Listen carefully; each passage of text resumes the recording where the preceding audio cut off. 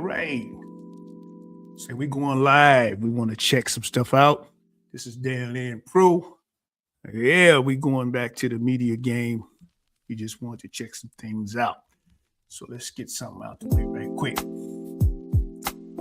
Disclaimer: the views, opinions, and statements expressed by guests appearing on this live stream or in pre-recorded interviews are solely those of the individual speakers and do not necessarily reflect the views, positions, or opinions of the host, its producers, or any organizations, brands, or entities operating under the banner or umbrella of Danland Productions, including but not limited to Steppers Express, Chicago Bop Art, Danland Pro, or Webmaster Dan. This live stream is intended for educational, historical, and cultural discussion purposes, and guest participation does not imply endorsement, agreement, or official representation by Danland Productions or its affiliates.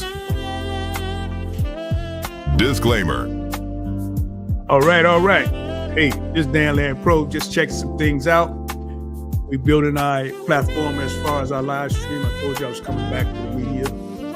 I've been offline. I haven't really been doing no tutorials or anything like that because I've been working on some new stuff because they have so much stuff coming out. Now, I told you about AI and a few other things that we can talk about or discuss as far as introducing things to people. And I usually do tutorials, but we have changed direction as far as that goes. So we pretty much be helping people in so many different ways. Sometimes I do things just out of passion. It depends on what it is. Now, last year, I remember committing to some projects as far as a young man. I told I would help him paint a room, and a young lady, I told I would do a video for her African-American presentation. So I pretty much committed to those things, and those things have been completed. There's some other things I committed to as far as Steppers Media.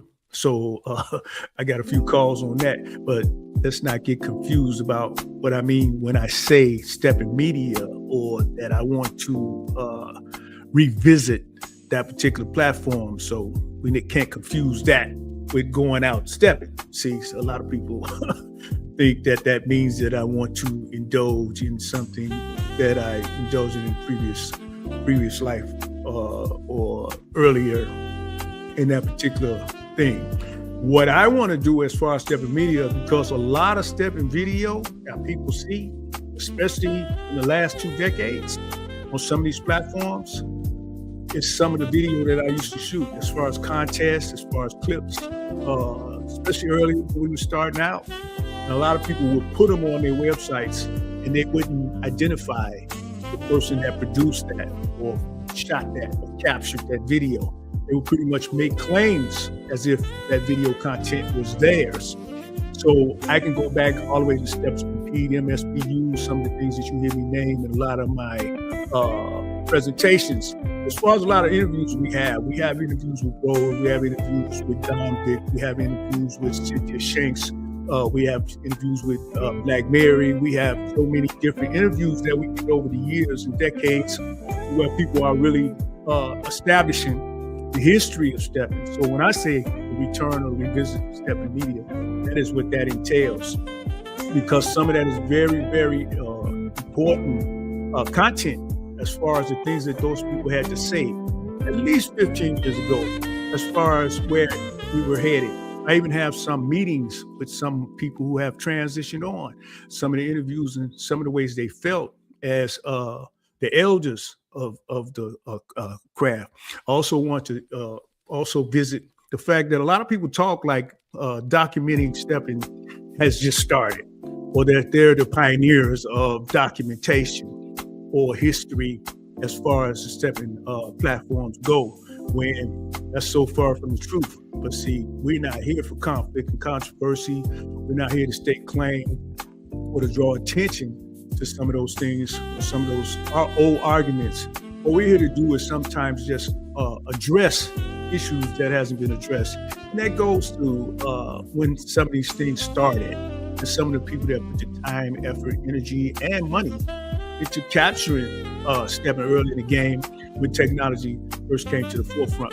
A lot of times people leave that part out. They leave the technology part out. when the internet came to be, who introduced those things. And it's not for personal credit. It's to tell the story as far as where that falls on the timeline. So you have to go back to the early 2000s, if not, I'd say around 1999, 98. Now, there were some people already on the internet. That's why I always give credit to Cynthia Bean, who had her Steppers Network as far as her calendar. We called it the Stepper Calendar. You had other things that was taking place at that time that people don't really bring up. So some of these things are important. A lot of times they mix up who started what, who contributed what, and it's only because that's all they've been told or all they've been given. But I know as far as time and energy, sometimes it's a waste of time to just argue with people that think they know but don't really know, because you don't have that type of time and energy, or you'll be there forever. Because some people are committed to not understanding you, just as some people are committed to posting things without giving people the proper credit as far as who created or who presented that. Now, earlier I presented some footage from one of the real largest, and that had Dimples and Daryl Davis. So it was a repost. And the reason I reposted it is because it's footage that I captured. And I want to show the difference in that capture as far as the grade of the video. So you can see some of the differences that people try to make on what we were doing back there compared to the history. And I try to establish the fact that I was color grading way back then. So if you look at the grade of that footage, you will see that part of it is grayish, part is very colorful. I'm going to stake claim to the colorful. You also find that a lot of times people give credit out of just, I don't know, I can't explain it. I don't argue with it because I just focus on keeping myself or my time and energy and focus on what it is that I do. And what I do is media, not just stepping media, but media all around. And that talent has led to so many other things and opportunities throughout my life, I know, for the last 2.5 decades. So those are just things we address. So now when I see some footage on any platform that I know I shot or captured, I'm going to stake claim to it, because that is only fair to the way that these things actually go. And if you don't have the decency to put on where you got your footage from or where you got your content from, it's like making reference to something. If you write an article or something and you use somebody's point of view, usually you get them reference or you get them credit. So you have to start approaching these things from that perspective. If somebody said a particular thing and you quote them, you should give them credit quoting what they said as far as their story.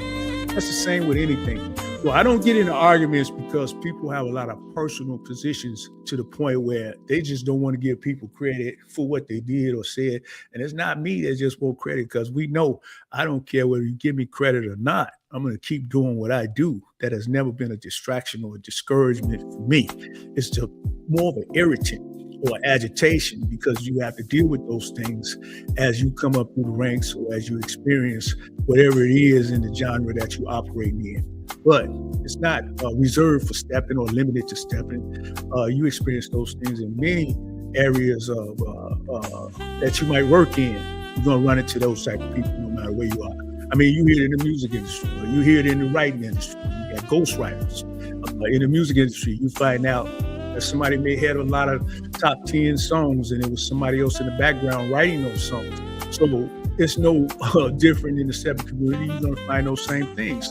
Who started this or who captured that, who did this. Now it's different because you got cell phones, you got so many things that people can do. But I'm going to always continue to introduce something new. So let me change the subject or switch directions. As you notice, I haven't been doing that much on AI as far as the discussions of AI, because AI is now here. At the time the AI was approaching, what we could see or project where it was headed, especially in the dance culture, then I was sharing those things with you.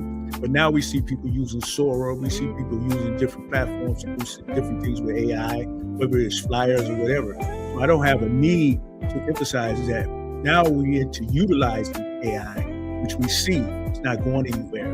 It's going to gain more momentum. It's going to continue to be popular. It's going to continue to be a tool for how we advertise, promote, and all the things that we do. So I move on to other things. Now you'll see me creating a lot of stuff with AI as far as movement. or motion graphics and some of the other things that I might present.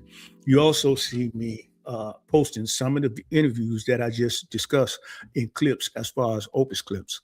So you see me do, you see Marky Brown do something on that, which was some footage that we shot in an interview I did as payment once for shooting the video. The payment, I wanted to interview a specific young man, and that was the payment. So even though that was the payment, he used those clips, which I don't mind because it's just been sitting dormant for so long. But do not forget or ignore the fact that that was the payment for capturing that particular footage. I think we did that on 87 in Cottage Grove some years ago. So that was the payment for capturing that footage. I have a real good memory of the things that I do.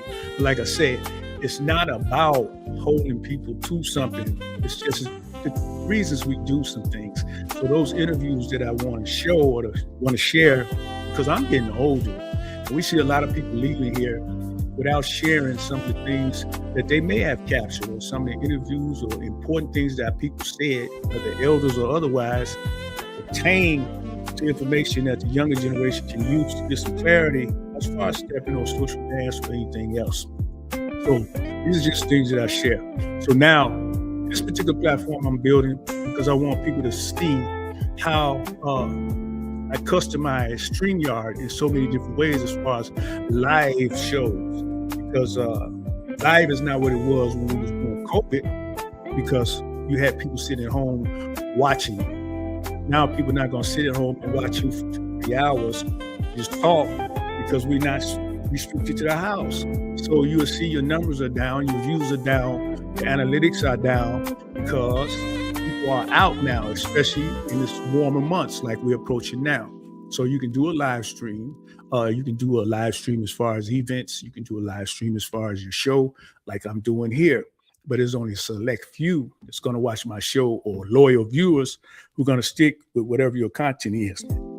I just want to express how we can use live streaming and try to bring it to another level, to the point that we can create shows that can be presented on Netflix or on YouTube or some other platforms in a professional manner, if not semi-professional, to the point that we get away from just selling for just that's the way it is. We're selling for something that's just something that we threw together, because sometimes we want to rise above that. So in this particular platform, in StreamYard, I'm gonna do a tutorial on this, where we have some custom layers or custom layouts, which you used to have to buy.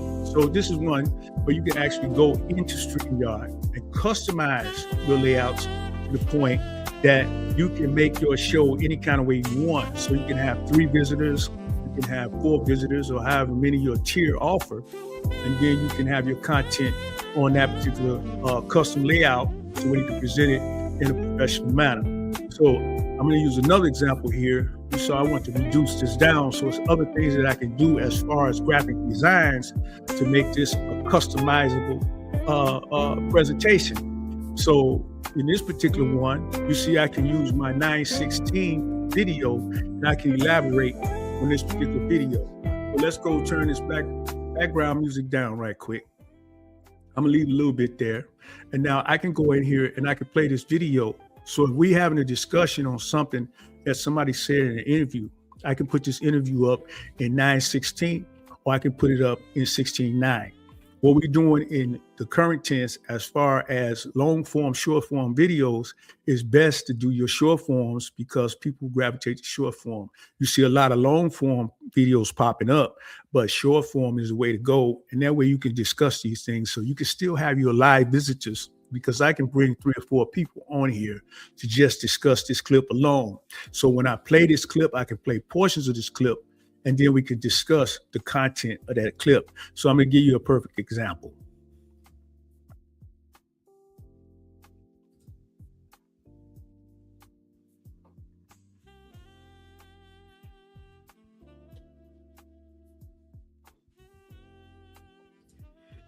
Okay, so I just played a little bit of that clip, so we can go on and play that clip, and then we could discuss the content of that clip. So that clip could be 30 minutes.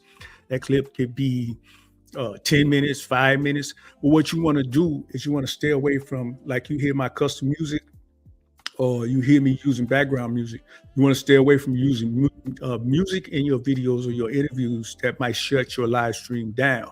So you want to use music that you yourself create. Now you will notice that I create a lot of jazz over in 11 Labs, which I've done tutorials on.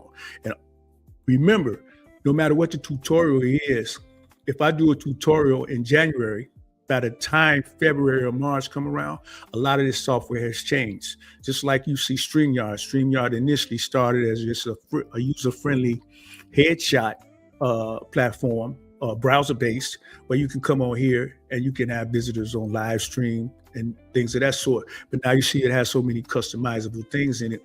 So if I do a tutorial in January, by March or April, I might want to do a new tutorial because they have updates in the particular software. As you see, there was a time when you had to buy these custom layouts, and you don't have to do that anymore because you can create your own custom layouts. So you can take your graphic design talents and create your custom layouts. So it's the same with music. I can go in 11 Labs and tell it to make me a blues song. I can make a jazz song. I can make a hook. I can make whatever it is. My knowledge of music based on different beats.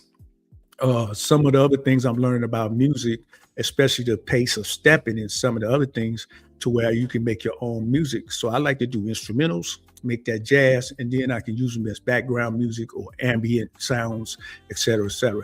They also have sound effects. Now, 11 Labs is not the only one that does this. You got Suno and a few others.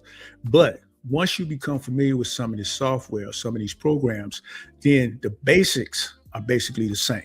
So you can watch a tutorial on one thing and still be able to do things in another. Just like when I show things on Premiere Pro, well, they don't call it Pro anymore, on Premiere, Adobe Premiere, you can take the basis of that and you can use that on any editing platform. So these are all things that we share. We've been sharing them for years. It's just that now I'm taking a more serious approach as far as the shows that I want to present.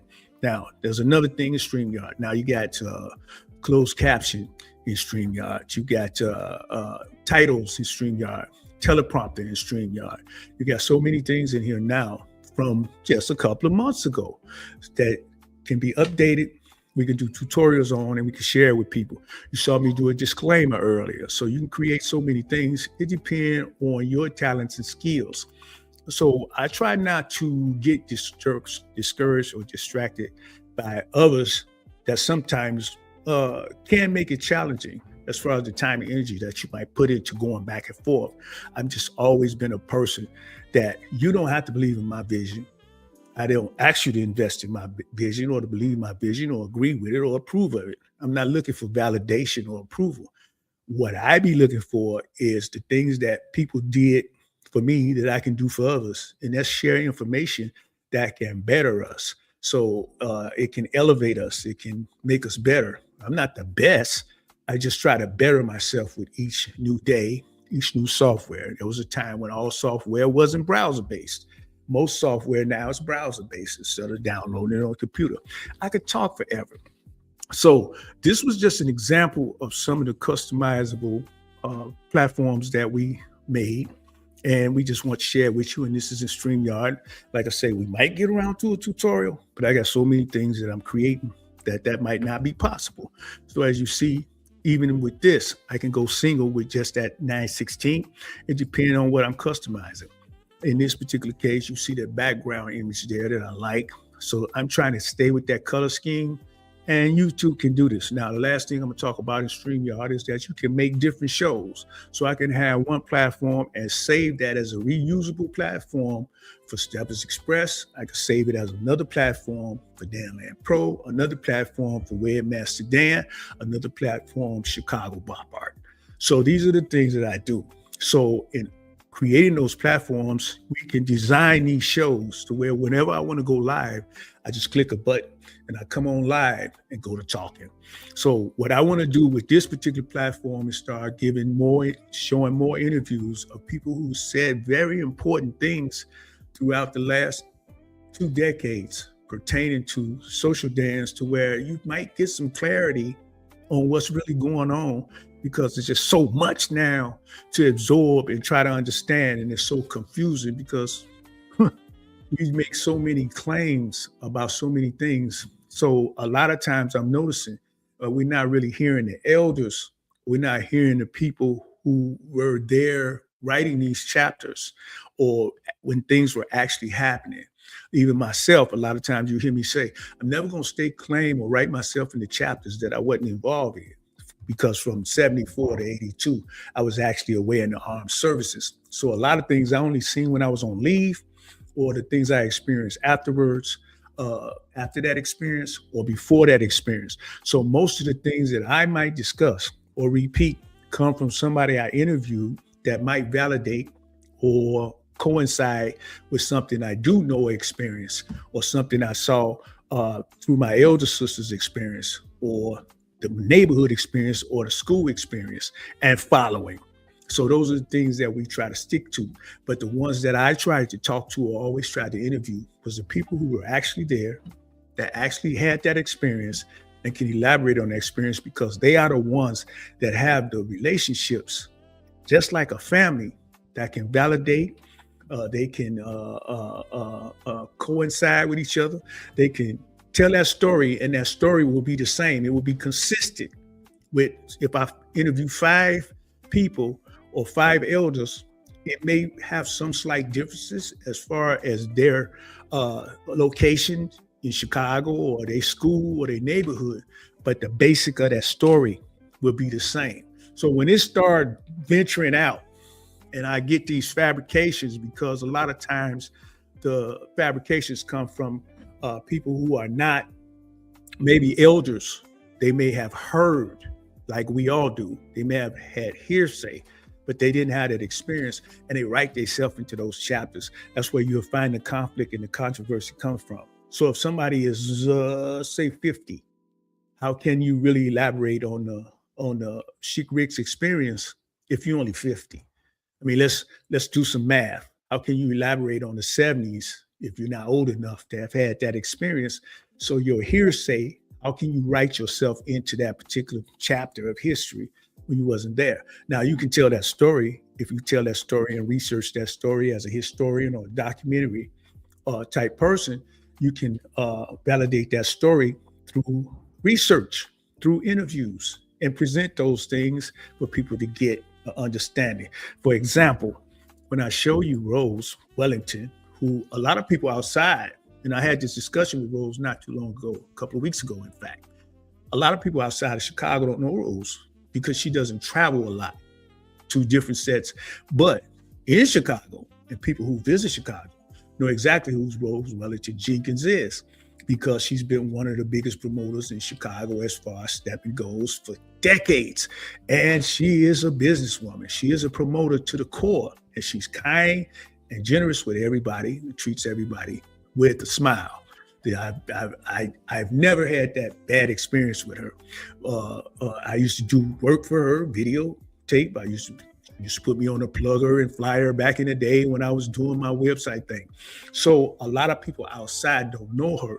So sometimes when you present this information that people don't necessarily know or don't necessarily get, or you get some of her perspectives, like I think this one was on DJs, but I interviewed her for like an hour. So it's so many clips on her. The same with Cynthia Shanks, the same with Don Vick, the same with Gasper, the same with Black Mary, the same with Daryl Davis, Gene Simmons. And then I had so many other interviews where I grabbed stuff while I was filming contests because I had an alternative at that time. So my objectives has never been to be a premier stepper or to be the most popular guy or to be a promoter or a DJ. My objective was to be one who captured stepping and showed it on the internet. And as that developed, other things developed, other skill sets developed, I went away because a lot of people identified the skill set that I had.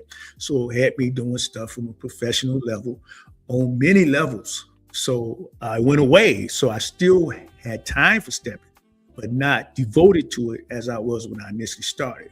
But I always cherish those interviews. I always cherish being able to capture certain people and to present that information as time passed, to where even now, when you hear me talk about some of the people who has aged like myself, but when you see those clips of them in their prime or you hear their perspectives in their prime, you get a different version of what it is that was taking place at the time it was taking place, when we was filming all this stuff and it was all new to the internet and outside of Chicago. So this example I'm giving you of Rose Wellington, if you come to Chicago, you should get to know Rose Wellington, or you should visit one of her events, or you should know, because if you're going to do the history on stepping, as far as promoters, this is somebody you need to know. And there's so many others. And sometimes, when you first start out, you really don't know where things are going to wind up. But they wind up where they wind up. And like I said, you need to give people their flowers while they're here. And you need to give people their flowers aside from your personal perspectives or opinions and views. And one of the things I remember from the music industry is that so many people that wrote songs and hits for people that never got their flowers, or never got credit for what they did. And they did a lot of things out of passion and love. I'm not going to be one of them people, because when you post something that I made or created or captured, and you don't have the decency or the respect for me or others to identify the fact that they captured that's their material, their creation, that's on you. But we're not going to have that problem, because we have the footage and we have the interviews and we have the content to make sure that you understand from which that originated. And a lot of times when it originated from me, you're going to hear it before I transition and leave here, and no one gives me my flowers as far as the things that I created. Not that it matters, because you don't get to validate me or anything like that. It's just that I think it's just totally unfair. Even if you get a move, if you get a dance move from somebody, or somebody taught you how to dance, you should have decency to say that that person taught you how to dance, regardless of anything that may have transpired between you over the years on a personal level. So in many cases, like I said, we have to understand that the history, or if you're going to be a documentary or document stepping, you got to be fair. You got to be true. My word is not bond. Most of the things that I communicate, like I said, they come from interviews. And a lot of times I can post those interviews, and I've been reserved about posting them because over the years, people have taken content, like I said, and they misuse it. They can stake claim on it, or they use it for reasons other than what it's meant for.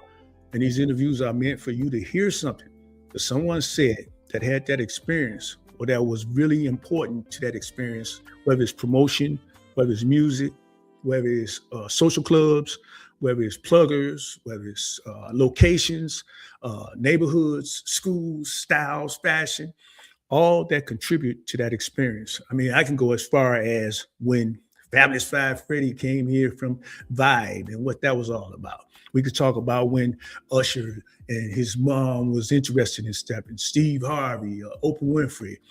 We can talk about those experiences because most of the people who were involved with that, like MTV, we was involved with that, turning that over to Mac 3.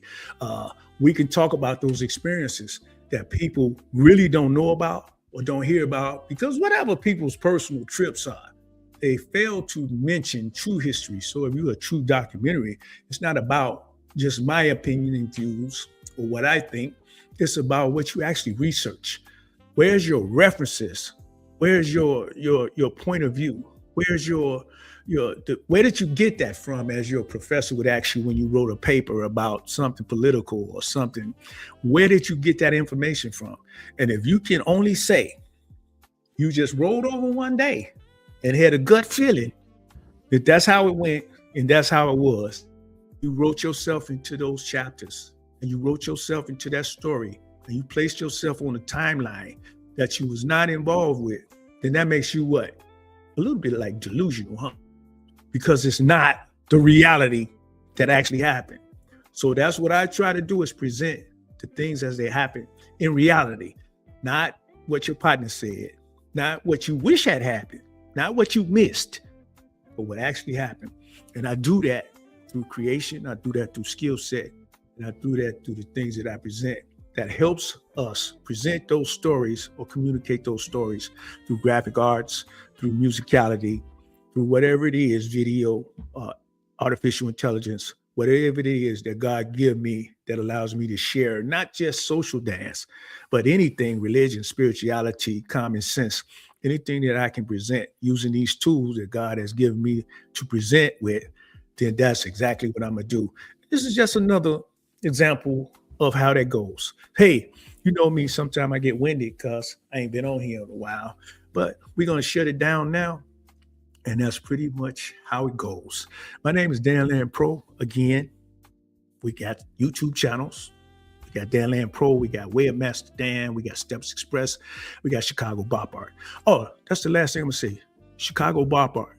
The reason I call it Chicago Bop Art, because I want to separate the art that a lot of Chicago Bop Art I make from artificial intelligence, or I integrate that with other forms of art. And I use that name because I want to, first of all, bop is a traditional name that I wanted included in that. And second of all, I want to separate it from the stepping arguments. So any art that I make pertaining to Chicago Bop Art, I want it to be an art of its own. So it's Chicago Bop Art. So I use a lot of pop art. I use a lot of different art perspectives, oil painting, watercolor, and those type of things. So I prompt AI as to what I want to make to create that type of art. And now I'm starting to use it in the terms of video. And once I get that really down, there's so many other places we're going to revisit with that. But that is the reason I call it Chicago Bop Art. So there's no argument about what it is, because it's not really associated with stepping, even though I use dance in bop art, because I try to include the Chicago experience in bop art. Whether it's a man and woman having a romantic dinner or lunch, or you're actually in an event or in a scene pertaining to the social world, or something historic as far as cakewalk and some of the other things that really, really is the basis of all social dance, not just one social dance. So here's how I'm gonna conclude. I keep hearing that stepping came from Lindy Hop. I start laughing when I hear that, because it's not to laugh because it's funny. I laugh because it's like starting Black history or African history with slavery. There's a whole front of that that's been left out. And anytime you try to express that or communicate that, you find argument and conflict, because people can't admit or can't say that there is social dance, or there are forms of dance that existed before the Lindy Hop that contribute to all African American social dances. And then you can confuse the two, because you have African dance and you have African American dance. Those travel two different timelines. And even though they cross reference each other at times in history, you can't confuse the two, because what Africans brought here through the slave experience and what Africans developed from the slave experience is two experiences, even though they are relative and associated with each other. And if you don't do that homework, and if you don't do that research, you're going to think that all this started with the Lindy Hop, which I assure you is not the truth. Didn't say the Lindy Hop didn't contribute, or you won't see Lindy Hop moves or something historic from the Lindy Hop in your culture or your social dances. But that is not where the origin of these dances start from. So most time what I tell people is start with the cakewalk. If you don't start with the cakewalk, you're gonna miss it, because from the cakewalk, you got vaudeville, you got jazz dance, you got so many different things, music dances that change, even tap dances in there. So the cakewalk had influences on so many dances. So don't confuse the two. When you're talking African American, when you're talking about African dances, you're talking about rituals, customary dances, you're talking about dances that deal with marriage, births, all kinds of things that developed into other dance forms like ballet and contribute to many of those things. Modern dance, those African dances had influence because they were brought here. But the ones that came from like slavery, like the cakewalk, emulating your master and dressing like them in the formal wear and the high steps that eventually turn into vaudeville and all that, that's a different experience. But it's up to you to research it. So it's no different than going to church, having somebody interpret the Bible for you. If you don't go sit down and read it yourself, you're going to believe everything they say. So-and-so said, so-and-so said, the minister said, the pastor said, the deacon said. But if you don't go read it for yourself, they can tell you anything and you'll believe it because you didn't go read it or research it for yourself. Start with the cakewalk and then start getting into stuff like the karimba and some of those other dance forms and African dance. It's two different things. African dance, African-American dance. They're two different things. Even though they associated, the experiences were different. The timeline is different. See, so until we do that, we won't know when we see the Philly or West Coast swing and those things. We won't know the origin from which these things came from and how each one was influenced by the other, depending on location and some of the other things that we actually deal with.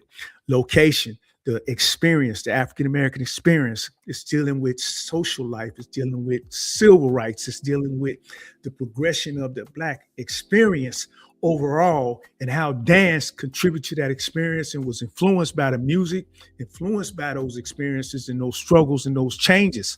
These dances, no matter where we are, they're associated.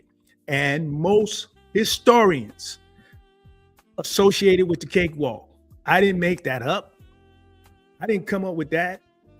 Go research it. And you tell me different. And we're going to deal with some of that stuff as the future unfolds. Hey, I've been on here a while. I just wanted to get this out the way as I came from church. I heard some stuff at church today. I ain't gonna go there.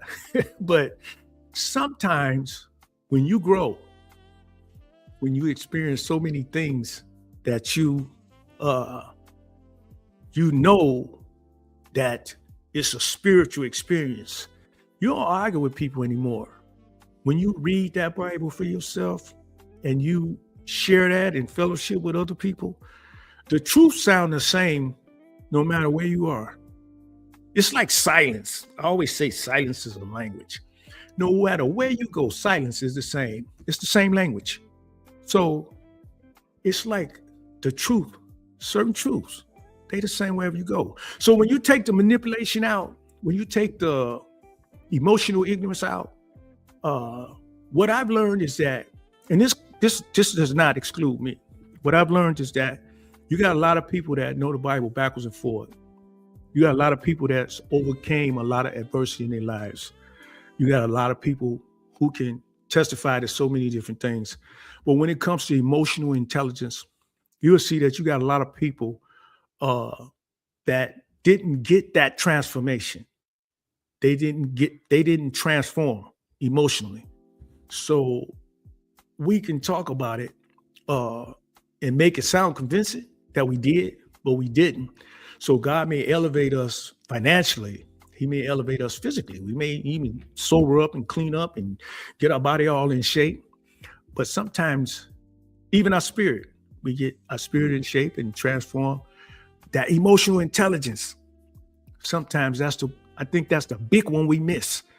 And you'll see it because when you're getting along with a person or people, they all Jesus, they all Bible.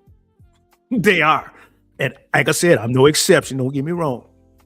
Notice how they get when you don't go along anymore.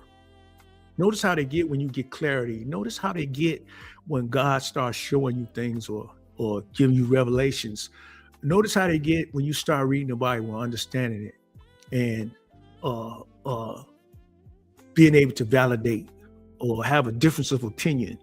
Notice how they get when you don't validate or agree with everything that they say. It seemed like no matter how good God been to them as well as you, it's like Jesus go out the window. The Bible go out the window. They get nasty.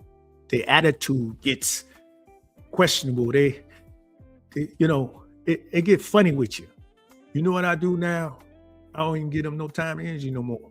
I used to try to reach out, what's going on here? But that's because I was in the midst of my own transformations and my own experience. And you try to understand because you haven't had that experience, because you might have been like me, partying and being in the military and going through all kind of things. But now you're trying to understand, and you get the impression that these people who've been at it longer than you, more than you, and helped you grow to a certain point as they were assigned to do, but you see that they messed up too. And sometimes emotional intelligence is a mess up. So where you may not be emotionally ignorant, you may have financial problems. You may have problems with your physicality. You may have other things that God is working on you, just as he's working on them. But once you identify with it, then you don't take it personal anymore. I used to take it personal. Hey, man, this person don't like me, or this person is envious. This person does. You know what I figured out? That person is struggling with their shortcomings just as you are struggling with yours. So whereas you may be struggling with substance abuse, they may be struggling with emotional intelligence. They never developed emotionally. It's like a child. You don't say what I want to say. You can't play with my ball no more. The problem is, not only do they not want you to play with their ball, they don't want nobody else to let you play with the ball either. And these are adults. So I don't take it personal anymore. I just do what somebody probably did for me when I was tripping. So I pray for them. I hope the best for them. But I don't let it distract me or irritate me or agitate me or deal with my emotions, the ones that God has been working on with me.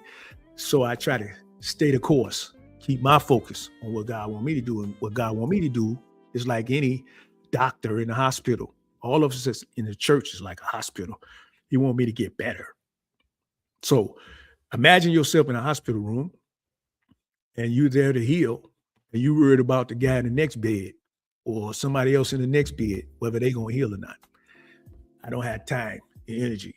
I need to go to my rehab session and try to walk better and talk better and get better. I can pray for that person in the next bed, but dude, I'm trying to heal so I can get up out of here or help somebody else heal. And that's what I do now. But it's strange because the perception changes you, and the transformation is not them, it's you. They was like that when you met them. It's your perception changed. And that lets you know that whatever God is doing in your life, it must be working, because you're not upset anymore with them. You're not taking it personal no more, and you are strong enough, and you have enough clarity to understand that this person is struggling with emotional intelligence. They can't understand why you won't do what they want you to do, why the whole world won't agree with them, why their vision or their belief or their perspective is superior to everybody else's. And I'm just one, after experiencing so much in life, God has let me know, no, your vision is no more important than the next man. Some people want to be a lawyer, some people want to be a doctor, some people want to be an astronaut. But you can't make other people support that vision and help you be an astronaut. They're supposed to forget about being a lawyer and help you be an astronaut. And if they don't, give me my ball and don't y'all talk to him. We'll go have at it. Because there was a time when those type of things, that external validation probably distracted you, annoyed you, or agitated you. But once God stepped in, that's the only person or the only power you should be worried about if you are doing the right thing, or that should be validating you or exalting you, as they say, because people can't do that. Nobody can exalt you. This is God. Nobody can transform you. There's no, I'm finna go in here and like Batman or Superman, I'm finna go in the phone booth and transform myself. It got to come from God. And when it come, you don't even know what it is. You're just struggling, man. And you're feeling the anxiety and the frustrations and the agitation and sometimes the anger. And then God steps in and say, no, I don't want you to stop talking to that person because you're angry. I don't want you to stop talking to that person because you're being vindictive or selfish or expressing emotional intelligence, I want you to stop talking to that person because they're toxic. And I'm working on them. Get out the way. Leave them alone. Go pray for them. Work on Dan. Because see, just like you looking at them and taking that personal, you need to take the stuff you're doing to yourself personal. Here's the last thing I'm going to say. Because like I say, I want to make some clips out of this anyway. That's why this is another reason I want to get this out. You know, the most important real estate in the world is between your two ears. All the real estate you can think about, your 4 flats and your 8 flats, and if you own an office building, whatever. You own a farm, 200 acres, whatever. The most important real estate is between your ears. And if you let somebody stay claim to it and misuse it and abuse it, God will tell you, read enough. He'll tell you right there in the Bible, that's on you. Hey, be careful what you say to yourself and what you let other people say to you to devalue you, because it's emotional ignorance that a lot of times from which it comes. Hey, my name is Dan Pro. Continue to visit me because I got some more stuff coming for 2026 if God willing, if I'm here. And it's not just dance. I keep telling y'all that. This ain't about stepping with me. This is just about life. This is just about understanding some of the things that God has done in your life and not worrying about what people say. I really don't like it when people say, you know, this person did this. I want you to talk about the bad stuff. That's where God get his glory. I want you to talk about all the stuff, the toxic stuff that I was doing in my life that God brought me out of. Don't be talking about the degree. Don't be talking about the profession and the skills and, he can do this and he can do the AI and he can make websites and he can do the video. No, I want you to talk about the bad stuff. I want you to talk about what God exalts us over. And that goes for you, me. That's the testimony to me. Introduce me as the things that I was and that God brought me out of. And that's what Paul was all about, what he brought him out of. Don't tell the heroic part. Don't be telling all the good stuff. And that's how they introduce people. They tell all the good stuff. How God get the glory out of all the good stuff. Those are blessings. Tell the stuff that God uplifted you out of and how he transformed you into a new being. And you know what? Some people can't do that. They can't even do that for God. Because you know why? They hate to be vulnerable. They think they're vulnerable when they tell it like it is, as they say. Well, I don't feel that way. And if you don't, that's on you. But I don't take it personal. I'm going to do what I do as a person. And if it's something I say that helps you, like so many things people say to help me, and so be it. Now, I'm going to shut up. And then we're going to make this out of some clips. So you're going to see some sound bites from this as the future unfolds. Hey, my name is Dan Larry Pro. Until next time, peace.